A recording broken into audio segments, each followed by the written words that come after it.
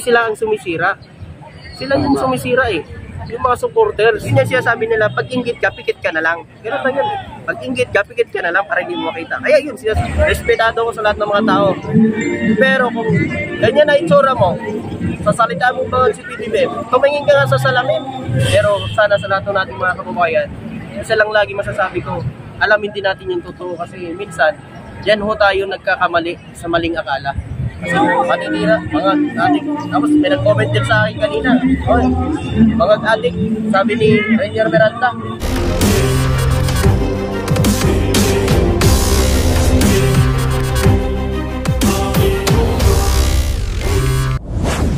Kaya pala. Ganun lang yan eh. Kung hindi ho nila na nasandasi yan, kasi si Banat pa eh. Oo. Kay Nino Barsaga mismo, si Nino Barsaga, sinabi ni Nino Barsaga. Nino Barsaga. Wag yun ang ipagtanggol, sabi ni Nino Barsaga. Sama-sama tayo dati. Binabayaran tayo dyan sa Malacanang noong panahon ni Duterte. Banat bay, anong buwan yan? Banat bay, hindi tira na walang bayan. Huwag ako banat bay, iba na lang. Tapos, yun sasabihin no nila, maninira, mga adik. Tapos may nag-comment din sa akin kanina. Oy, mga adik, sabi ni Rainier Miranda, kilala kita. Kung gusto mo respetuhin kita, tingnan mo sarili mo. Respetado ko sa lahat ng mga tao. Pero kung ganyan na itsura mo, sa salita mo ba si PBBM, tumingin ka nga sa salamin. Tingnan mo mukha mo, tapat mo kay PBBM, magsalita ka ngayon bangag. Kung sino sa inyo mas bangag na dalawa. Yun lang yan eh. Sabihin natin, kasi alam nyo, mga nagsasalitang bangag na yan. Sino nag-comment sa'yo? Rainier Miranda. Mukhang lagi natin na dati ah. Para viewers ko yan ah. Kaya nga lang kasi ngayon, PBBM supporter yun dati. hindi. Naniniwala kasi sa sinasabi ni Maharlika eh. Oo, yun nga lang. Kaya lang na si Marley na maraming kalukuhan din. So, ano masasabi natin na sabi ng mga taga-makakaliwa o mga DDS vlogger ng Pangulo daw, Ferdinand Bongbong Marcos Jr. ay walang nagawa sa Pilipinas, 2 taon na. Hindi kasi nila nakikita. Kasi, biruin nyo, kung nakikita nila yan, hindi nila sasabihin yan. Kasi kung nakikita naman nila yan, kaso lang, yun yung sinasabi nila, pag inggit ka, pikit ka na lang. Ganun lang yun. Pag inggit ka, pikit ka na lang para hindi mo makita. Kaya yun, sinasabi nilang walang nagagawa. Tulad yan, meron ngayon na 1,158 na proyekto na ipapagawa dito sa bansa natin. Yan ay aprobado ng gobyerno. Yan, hindi nila alam yan, mga kababayan. Kasi pag ibinalita mo yan, sasabihin naman nila yan, gawa mo lang yan.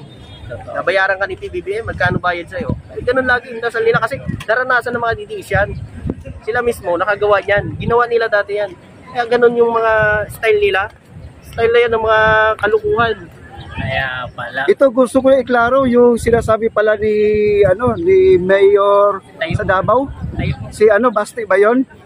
Bakit gusto niya ibalik ang unit team? Bakit ganun? Ang unit team. Gusto nilang ibalik ang unit team. Alam nyo, matagal nang gusto ni PBBM ng unit team. Matagal na. Doon pa. Kahit nung sinisira nila si PBBM, walang ibang hangarin si PBBM kundi unit team.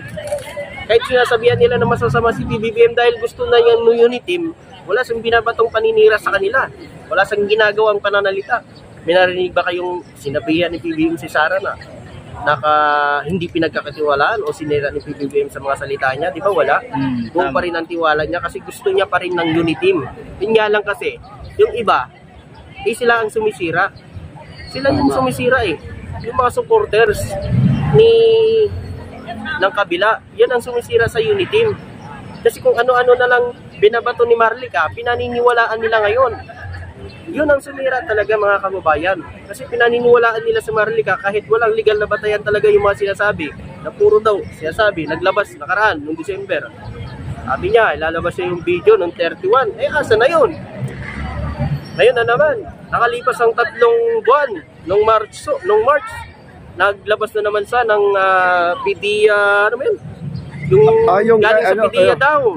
Nakalang edit. Eh siguro, nagaling pa sa Rito.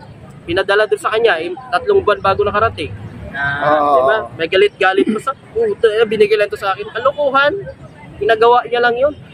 Totoo ba yung sinasabi? Kaya pala nag-aalburoto sa administrasyon Marcos kasi mayroon palang pangarap na maupo ng parang nabalitaan ko rin yun na parang isang kuwan sa Amerikano. Ba't tawag hindi, yung mga... bibigyan sa ng posisyon. Pwesto mismo. Pero hindi yun. Ikaw na nangihingi ng posisyon. Gusto mo, mamili ka pa. Namili pa ng posisyon. Pangit naman, ang daming deserving eh.